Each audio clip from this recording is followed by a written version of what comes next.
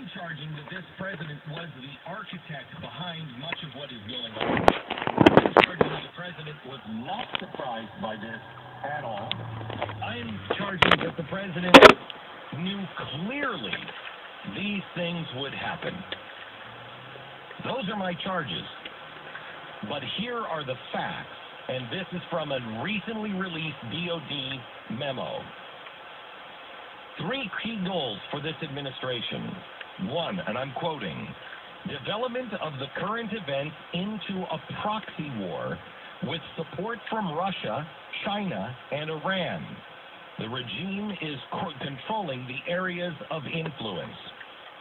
They're talking about the Arab Spring and the Syrian civil war here. So what has happened? Syria has developed into a full-fledged proxy war with Russia and Iran siding with Assad against the West. Team Obama, mission accomplished, 1 point. 2, opposition forces are trying to control the eastern area adjunct to the western Iraqi provinces of Mosul and Anbar, in addition to the neighboring Turkish borders. Western countries, the Gulf states and Turkey, are supporting these efforts.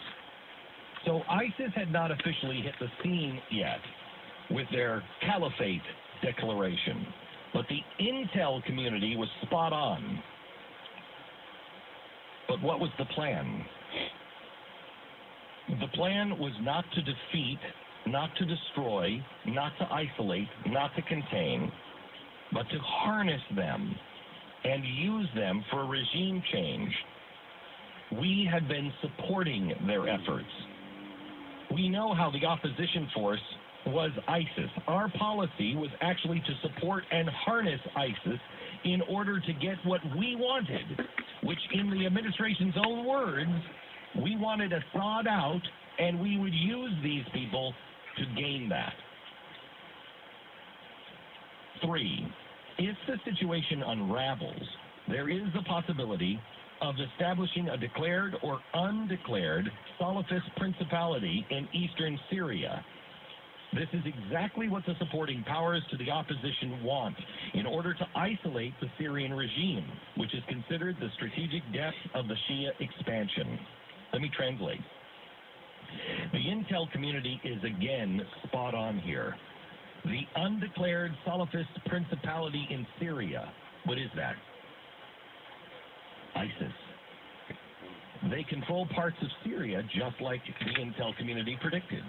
Our foreign policy in 2012 was to support and enable the Islamic state in eastern Syria.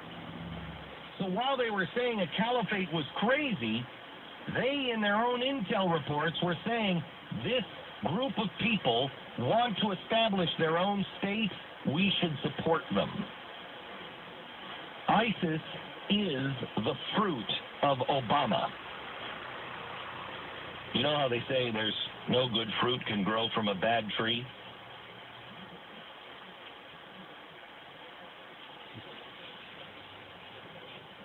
This president wanted an extremist Islamic group fighting Assad.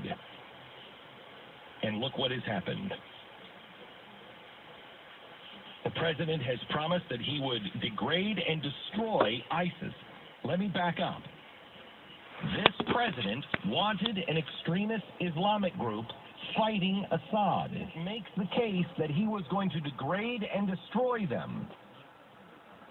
But as we showed you, 2 weeks ago in 6 Days in Iraq, a documentary where we went over with the Kurdish forces and we showed you the highways, the supply highway, where they were taking tanker trucks back and forth, where they were moving their money and their assets, where they were selling oil. We showed it to you. We now have pilots who were on those bombing runs that the White House said, don't bomb that.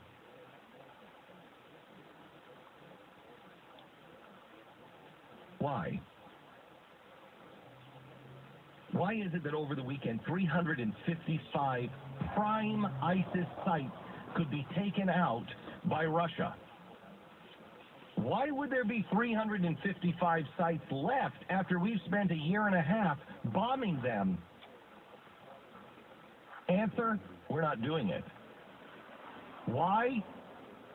Answer, the DOD document that's just been declassified. The president wanted an extremist Islamic group fighting Assad, and we support it.